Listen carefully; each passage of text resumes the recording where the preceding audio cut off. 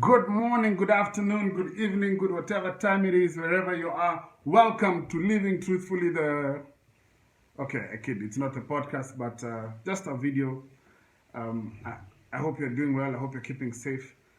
This morning I woke up with just some thoughts and I decided to write them down, and I'm going to read them out to you. I hope this gives you some hope.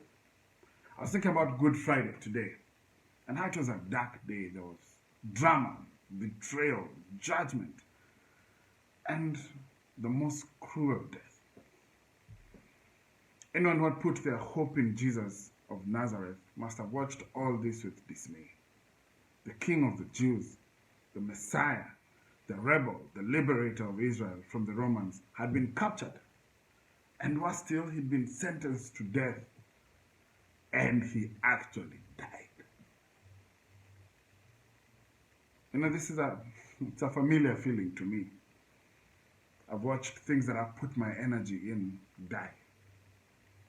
I've watched my relationships die. I've watched my business die. I've watched some friendships die. Some I actually killed myself. Well, not the people, the friendships and KT. And I was just getting back to a good space. I was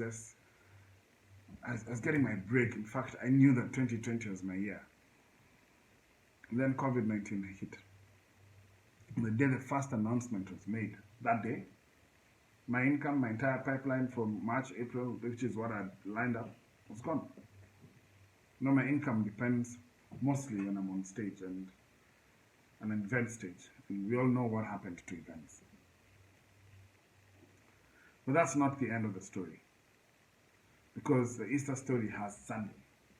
And Sunday, an angel tells Mary Magdalene and some disciples, he tells them that he's not dead anymore. He's risen, he's alive.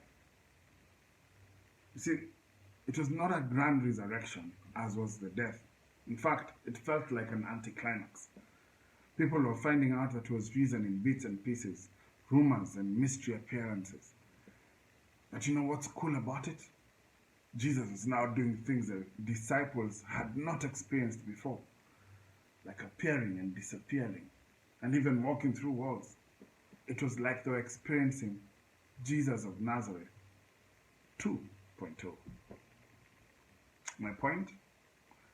Resurrection Sunday is coming. It might not be a grand event, but one by one you'll hear the stories of hope. You'll hear the stories of restoration and of healing.